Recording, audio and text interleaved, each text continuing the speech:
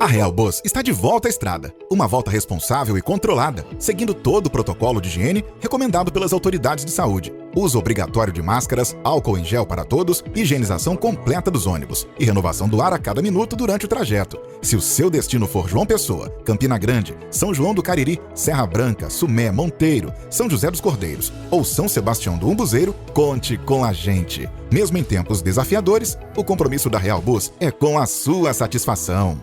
Bom dia, estamos iniciando mais um programa Opção para a Vida nesta manhã de terça-feira, hoje 23 de março, Dia Mundial da Meteorologia. E no início do nosso programa nós queremos participar a toda a comunidade evangélica que na última quinta-feira dormiu no Senhor o nosso saudoso Marcos Otoniel Marinho de Brito, irmão cujos pais me adotaram como filho adotivo durante 5 anos em que residia em João Pessoa. As nossas condolências a toda a família enlutada pela perda do nosso inesquecível Toninho aos 51 anos de idade. O nosso programa dentro de instantes estará trazendo a nossa irmã guia turística Aline e no bloco seguinte você terá a oportunidade de ouvir o nosso irmão seminarista Davi trazendo a continuidade do estudo iniciado ontem. Fiquemos, portanto, com a nossa guia turística Aline. Shalom e bem-vindos de volta à minha casa aqui em Jerusalém. Para aqueles que são novos, bem-vindos ao Israel com a Aline. E a pergunta de hoje é: qual é a diferença entre judeu e israelense? Ou se é tudo a mesma coisa? O que é ser hebreu e o que é ser israelita? Vamos explicar e colocar a ordem nisso tudo. Então, se vocês estão preparados, vamos começar. Vamos começar com o que é ser judeu. O judaísmo é uma religião e aqueles que praticam o judaísmo são considerados judeus. Tanto os que nasceram dentro do judaísmo, como é o meu caso, como aqueles que se converteram ao judaísmo. E existem hoje em dia judeus morando no mundo todo. Eu vou agora colocar para vocês na edição um mapa que mostra isso. No mundo hoje em dia moram 14 milhões e meio de judeus. Vocês podem ver que bem espalhados e inclusive no Brasil hoje em dia moram 120 mil judeus brasileiros. E hoje em dia a maior comunidade judaica do mundo fica em Israel e a segunda maior nos Estados Unidos. E bem rapidamente, o que é o judaísmo? O judaísmo é a primeira religião monoteísta do mundo, quer dizer, a primeira religião a crer em só um Deus. Além disso, o judaísmo crê no Tanakh, que pode ser chamado em português de a Bíblia hebraica, e ela é bem parecida ao Antigo Testamento para os cristãos. E dentro do judaísmo existem correntes, quer dizer, existem vertentes. Existe o judaísmo ortodoxo, judaísmo reformista, judaísmo moderno, judaísmo tradicional, judeus laicos também, quer dizer, existe muita variedade dentro do próprio judaísmo. E o termo judeu vem do nome Judá, que foi um dos 12 filhos de Jacó e que deu origem a uma das 12 tribos de Israel. Vocês podem ver aqui no mapa que a tribo de Judá era a maior das tribos de Israel e também hoje em dia a gente acredita que a maior parte dos judeus são descendentes da tribo de Judá e por isso acabou virando o nome Judá, judeu, para todo o povo de Israel. E então, o que é ser israelense? Ser israelense é quem mora e tem cidadania de Israel. Todo israelense é judeu? Não! Israel é um país democrático e aqui vivem pessoas de diferentes religiões. Hoje em dia, quase 75% da população de Israel são judeus, 17% muçulmanos, 2% cristãos, menos de 2% drusos, que são outra religião muito interessante que mora aqui em Israel. Quem sabe um dia também eu faço um vídeo sobre eles. E a gente tem menos de 5% de outras minorias religiosas morando aqui em Israel. Um pequeno asterisco para aqueles que nos assistem de Portugal. Eu sei que em português de Portugal não se usa a palavra israelense, se usa a palavra israelita também para os judeus modernos e também como termo bíblico, mas no português do Brasil a gente usa 2 conceitos separados, o que também fazem a vida um pouco mais fácil diferenciar sobre o que a gente está falando. E falando nisso, o que quer dizer israelita no português do Brasil? Israelitas são os filhos de Israel. E quem foi Israel? Israel é o nome dado a Jacó depois que ele luta com o anjo, como está escrito no livro de Gênesis, no capítulo 32. Então, Jacó, que é um dos 3 patriarcas do judaísmo, ele vai ter um segundo nome acrescentado, que é o nome Israel, e por isso toda sua descendência são os filhos de Israel. E por isso israelita se refere ao povo bíblico. Então, judeu é religião, israelense é a nacionalidade, a cidadania de hoje em dia, e israelita quer dizer o povo de Israel no seu sentido bíblico. E por último, quem são os hebreus? Esse, na minha opinião, é o conceito mais interessante de todos. Ele está lá no início da Bíblia, em Gênesis 14, quando a Bíblia chama Abraão de Abraão, o hebreu. Isso quer dizer que todos os descendentes de Abraão são chamados os hebreus. E agora, pessoal, apertem os cintos, porque eu vou colocar aqui do lado uma árvore genealógica. A gente vai falar de um pouco de genealogia bíblica. A gente vai começar por Noé, passando para Sem. Sem é um dos filhos de Noé e dele vai vir depois o povo de Israel, que é um povo semita. Não é o único, mas é um dos povos que é descendente de Sem, e por isso aí vem a expressão antissemitismo. Quem tem ódio aos judeus se fala antissemitismo, para os judeus seria um povo semita. Depois de Sem, a gente vai passar para Eber. E daí vem o conceito, provavelmente, do hebreu. Por que eu digo provavelmente? Porque tem várias teorias sobre isso. Na minha opinião, essa é a teoria mais aceita e a que eu quero contar para vocês. Que é a seguinte: já que Abraão é descendente de Eber, ele é chamado de hebreu e por isso toda sua descendência também são chamados de hebreus. Além disso, Eber, ele falava hebraico e por isso até os dias de hoje a gente fala esse mesmo idioma que é o idioma hebraico, apesar de naquela época ser hebraico bíblico, hoje em dia ser hebraico moderno, tem as suas diferenças, mas é o mesmo idioma.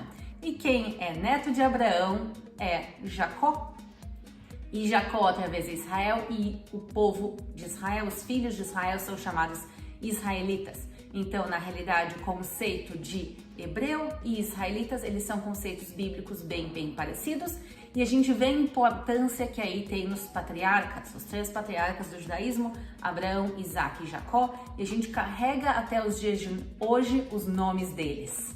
Em resumo, pessoal, o judaísmo é uma religião, ser israelense é ter uma cidadania, ser hebreu é ser descendente de Eber e de Abraão, que depois vão virar o povo de Israel, que são os descendentes de Jacó. E por isso, quando a gente fala de judaísmo hoje em dia, a gente fala de uma coisa muito complexa, de uma coisa que inclui um país de maioria judaica na nossa terra bíblica. Também a gente fala de uma religião, de uma prática religiosa, e também a gente fala de um povo, do povo de Israel ou do povo hebreu. Espero que tenham gostado desse vídeo e espero que tenha ficado claro. Qualquer pergunta, pessoal, vocês podem mandar aqui nos comentários, eu vou tentar responder para todo mundo. Se por acaso vocês ainda não são inscritos no canal, aproveitem agora para se inscrever e deixar aquele like e a gente se vê na próxima.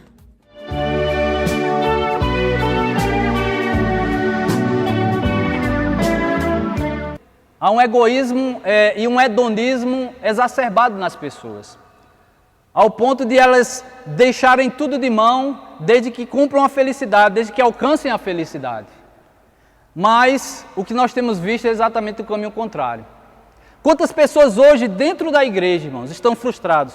Quantas são as pessoas que no meio evangélico, no meio cristão, estão frustrados?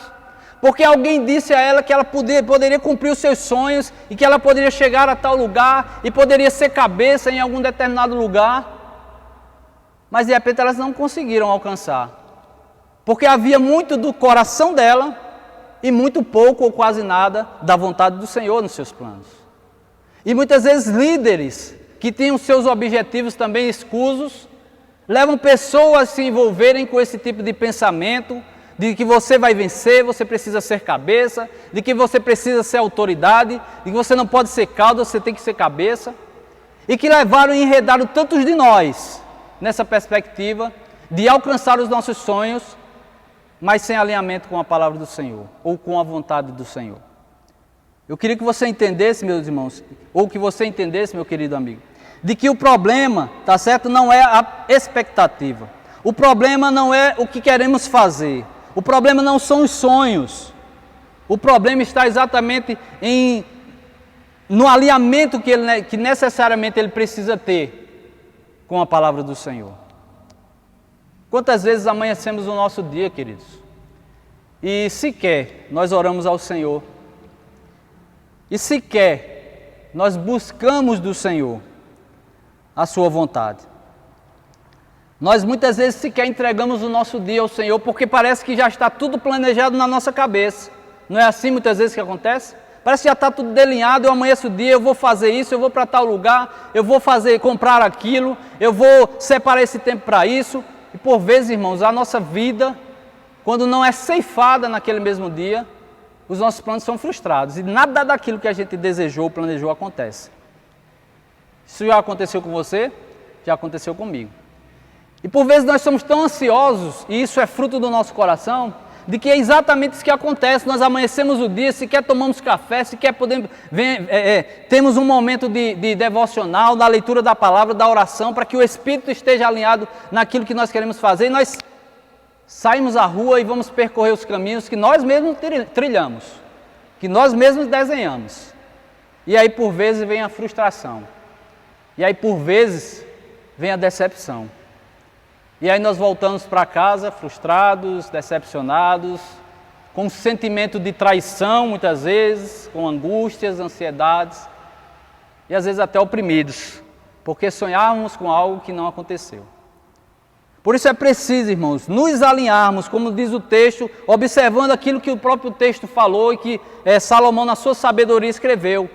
Os planos definitivos, a resposta definitiva, aquilo que realmente vai acontecer, ou seja, a realidade dentro da proposta que nós aqui determinamos, expectativa versus realidade. A realidade dos fatos será determinada pelo nosso Deus. A realidade do que vai acontecer, irmão, será determinada pela vontade soberana do nosso Deus. Não é apenas por fazer planos que nós o conquistaremos, mas é possível estar alinhado aos planos do Senhor. É possível, então, corrigir essa margem de erro, quando nós vamos desenhar, mais uma vez falando e repetindo para você, desenhar um projeto, fazer uma poupança, entrar em um relacionamento, por exemplo, você que ainda não tem uma namorada ou ainda não casou, em sociedades, em várias decisões que precisamos tomar, é necessário estar aliado com o Senhor. E como é que nós, então, vamos diminuir essa margem de erro para que não estejamos frustrados e decepcionados? Observando segundo a palavra de Deus. Por quê? Porque a palavra de Deus é eterna, ela não muda. E é exatamente ela quem nos dirige, querido. É exatamente ela quem nos dá a direção, quem nos ensina. É aquela que nos dá a dimensão da realidade humana, para que possamos muitas vezes não entrar em coisas que muitos tantos entraram, outros tantos entraram e se frustraram. E a palavra nos dá exemplos de tantos personagens que também assim se colocam, ou que passaram por circunstâncias que eles determinaram escolher e se frustraram por isso. Eu me lembro aqui da história de Abraão, que você deve conhecer. Abraão foi chamado pelo Senhor para sair da cidade de Ur dos Caldeus para uma terra que o Senhor estava para lhe mostrar. E fez essa promessa a ele, ou duas promessas. A promessa primeira de que ia dar uma terra, a terra prometida. A promessa segunda de que iria dar um filho, e desse filho sairia uma descendência inumerável. Mas o que foi que aconteceu? Salomão, depois de alguns anos, certamente já planejando, já fazendo ou pensando sobre isso, talvez em seu coração e o de Sara, estava ali o desejo de ter em seus braços um filho, porque ela era estéril e certamente era algo que estava no seu coração e ela desejava. Abraão também com o desejo de que ele pudesse ter a sua prole ali se multiplicando e o seu nome se eternizando, eles tomaram uma decisão. Naquele tempo eles já tinham ido ao Egito, tinham trazido de lá uma escrava chamada Agar, e eles, sem consultar ao Senhor, certamente, eles tomaram uma decisão entre eles. Você lembra bem? O Senhor não vai me conceder filho, disse Sara, então toma a minha serva Agar, e dela certamente você terá filhos. É claro que era natural naquele tempo, era comum, de que isso acontecesse. Muitas vezes as mulheres que eram estéreis pegavam escravas para uma espécie de barriga de aluguel. E claro que o filho que ali nascesse, como aconteceu com Agar, que deu à luz a Ismael, aquele filho seria tomado como filho de Abraão. Porém, irmãos, não era esse o propósito de Deus. Não era essa a vontade de Deus, e está aí exatamente o problema. Eles geraram a expectativa de realizar o seu propósito através de uma escrava egípcia, porém a realidade que Deus tinha determinado para Abraão e Sara não era essa. E quantas frustrações e problemas agora no meio da família de Abraão ele teve que lidar.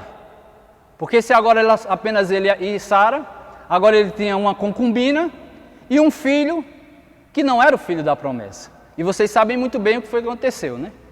Ali houve um entremeio, um conflito entre Sara e Agar, que parece que não queria entregar o filho Ismael, e de alguma forma desdenhava de Sara, ao ponto de Abraão ter que expulsar Agar da presença de Sara e deles, junto com seu filho. Algo que o Senhor, repreendendo, chamando a atenção, fez com que ele retornasse. Fato é, irmãos, de que a expectativa que Abraão e Sara tinham de um filho foi frustrada, a decepção veio, mesmo dentro de um plano que, considerando a cultura, parecia legal, mas que diante de Deus não era a realidade que ele estava determinando, porque Deus tinha prometido que seria de Abraão e Sara. Como assim aconteceu no tempo exato? E aqui fica uma lição muito interessante, irmãos, preste atenção, e eu queria chamar a sua atenção para isso. A realidade que Deus determinou para a sua vida, o propósito que Deus determinou para a sua vida, meu irmão, ele irá se cumprir. Porque a sua palavra é eterna, ela foi ontem, ela é hoje e será para sempre. Então, se Deus já determinou nos seus eternos decretos, na sua soberania eterna, aquilo que ele já tinha escrito para você, a história que ele já tinha escrito, irá acontecer.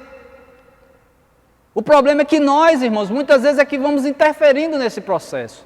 E o problema quando nós interferimos nesse processo, não é estar atrapalhando os planos de Deus, porque os planos de Deus não serão nunca frustrados. Não é assim? O problema não é esse. O problema, irmãos, é conosco, porque nós criamos expectativas, nós tentamos desenhar e planejamos as expectativas e queremos que aquilo aconteça como nós determinamos. Mas aquilo não está aliado com a palavra do Senhor. Por isso, irmãos, nessa manhã, eu queria fechar com você duas afirmações importantes dentro desse propósito. E aqui eu queria que você pensasse um pouco sobre a vontade de Deus versus a sua vontade.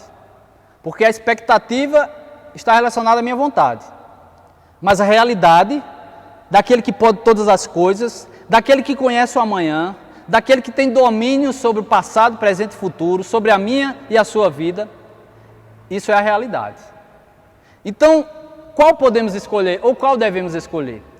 Qual a escolha que precisamos fazer para que venhamos então a ter uma vida de paz, uma vida sossegada, uma vida onde os nossos planos e desejos que devem acontecer, eles não venham a ser frustrados, ou não nos decepcionem, ou não nos deixem perplexos, como muitos ficaram na pandemia.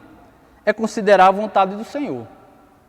E para que isso aconteça, preste atenção, duas coisas importantes. Romanos capítulo 12, versículo 1 e 2, olha o que ele diz, reflita comigo. Rogo-vos, pois, irmãos, pela compaixão de Deus, que apresenteis os vossos corpos em sacrifício vivo, santo e agradável a Deus, que é o vosso culto racional. E não sede conformados com este mundo, guarde isso, mas sede transformados pela renovação da vossa mente ou do vosso entendimento, para que experimenteis qual seja a boa, agradável e perfeita vontade de Deus. Então, a primeira afirmação dentro dessa mensagem de hoje, que trazemos para você é: como está o seu coração em direção ao Senhor? Como você tem se comportado em relação à sua mente e coração, com relação à palavra de Deus e ao Senhor? Paulo faz uma espécie de súplica para que todos nós estejamos apresentados diante do Senhor como sacrifício vivo, santo e agradável. E o que significa isso então? Você pode perguntar. Significa, irmãos, de que tudo que somos, e nós temos desejos, tudo que temos, e nós temos coisas, temos conhecimento, temos patrimônio, temos coisas. Cada um de nós tem alguma coisa, nós temos algo. O que ele está dizendo é que exatamente eu preciso fazer com que tudo aquilo que eu tenho hoje, sem pensar ou sem se preocupar com o que eu terei amanhã, ele precisa estar inclinado, ele precisa estar agora como um sacrifício vivo, lançado diante dos pés do Senhor. E isso inclui os desejos, isso inclui as vontades, isso inclui sonhos. Se nós lançarmos diante do Senhor, se nós nos humilharmos diante do Senhor, se lançarmos, por mais que amemos aquilo que estamos desejando, os nossos propósitos, objetivos, se nós fizermos isso, nós naturalmente estaremos abrindo a porta da nossa vida, a porta do nosso coração, a porta do nosso futuro, da nossa história, para que Deus cumpra a sua vontade, que Ele mesmo denomina como boa, perfeita e agradável. Você entende, irmãos, que não dá para alinhar as duas coisas, não dá para caminhar com a minha vontade e a vontade de Deus. É claro que em algum momento, se nós estivermos alinhados com a palavra de Deus, compreendermos isso, nós vamos sim, tá certo? E a vontade de Deus estará alinhada com a nossa, ou a nossa estará alinhada com a do Senhor, corrigindo. Porque a dele é boa, perfeita e agradável. E nós precisamos nos aliar à sua vontade. Você entende isso?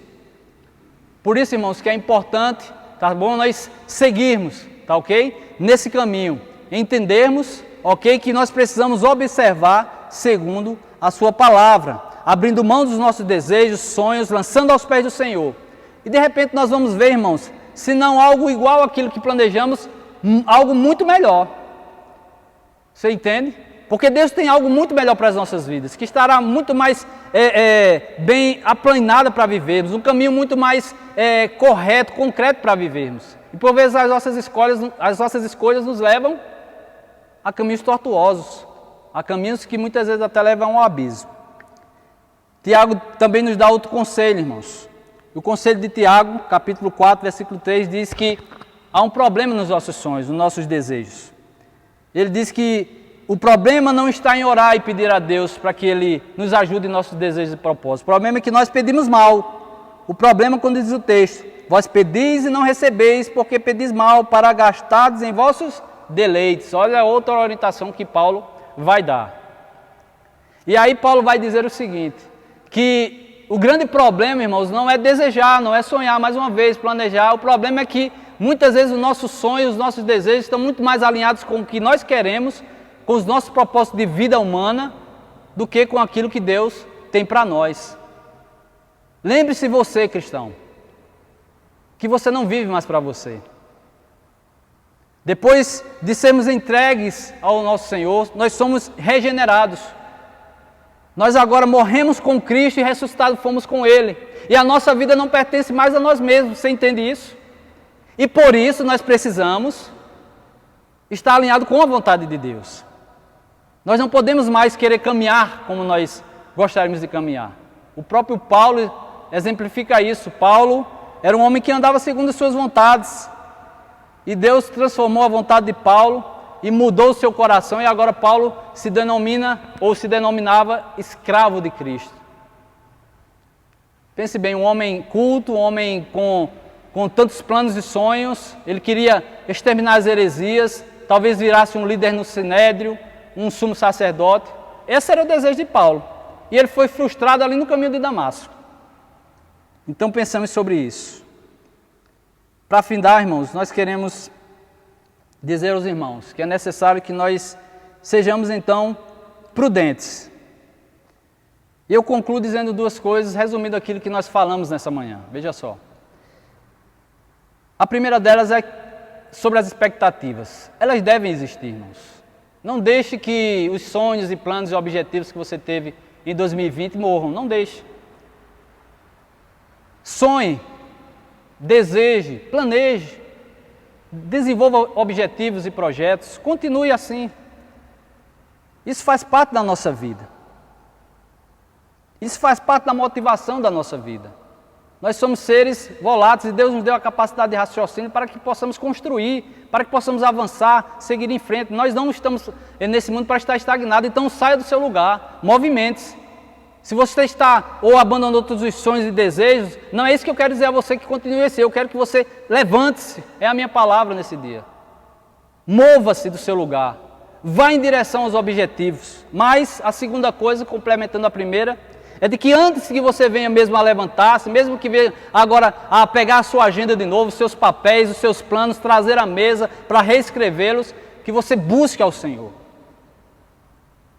Que você clame a Ele, que você lance tudo isso diante dEle. Que você faça com que, em nome de Jesus, a sua vida, ela realmente tenha, ok? Um propósito que está alinhado com o Senhor. Esse é o nosso desejo. Então, em nome de Jesus, eu quero deixar sobre sua vida essa palavra. Para que 2021, mesmo diante de todas as incertezas, com tantas ansiedades, com coisas que ainda não estão alinhadas por causa dessa pandemia que atingiu a todo mundo, a mim, a você, a governos, igrejas, eu quero dizer a você que há uma oportunidade de seguir em frente. Mas essa oportunidade tem que estar alinhada com a vontade do Senhor. E o meu desejo maior, Serrando, é de que a sua perspectiva ou a sua expectativa, diferente do que acontece lá na internet, de que a sua expectativa de vida, ok, esteja alinhada com a vontade do Senhor. Amém? Deus abençoe sua vida e em outra oportunidade estaremos juntos, se Deus quiser. Desejamos a todos um bom dia, um fortíssimo abraço virtual, que Deus possa guardar a todos, protegê-los e abençoá-los contra essa doença que está aí. Como no início do nosso programa nós falamos, este vírus não está vitimando apenas idosos, mas também pessoas jovens, como o nosso saudoso Toninho. Tenham todos um bom dia e até amanhã, se Deus quiser.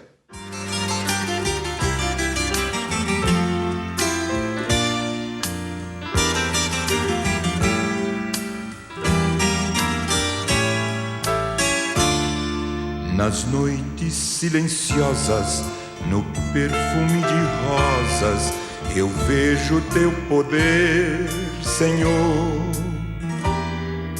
No céu estrelado, no dia ensolarado, eu vejo teu poder, Senhor. Na expressão da verdade, na forma de humildade, eu vejo teu poder, Senhor. No alívio da dor e num gesto de amor, eu vejo teu poder, Senhor. Eu vejo teu poder, Senhor. Eu vejo teu poder, Senhor. Na ave a voar, no bramido do mar, eu vejo teu poder, Senhor.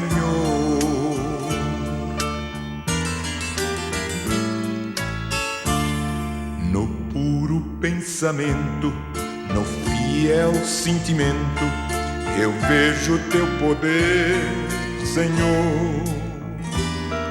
Na chuva a cair, na criança a sorrir, eu vejo teu poder, Senhor.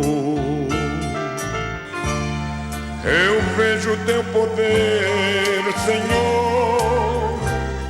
Eu vejo teu poder, Senhor. Na ave a voar, no bramido do mar, eu vejo teu poder, Senhor.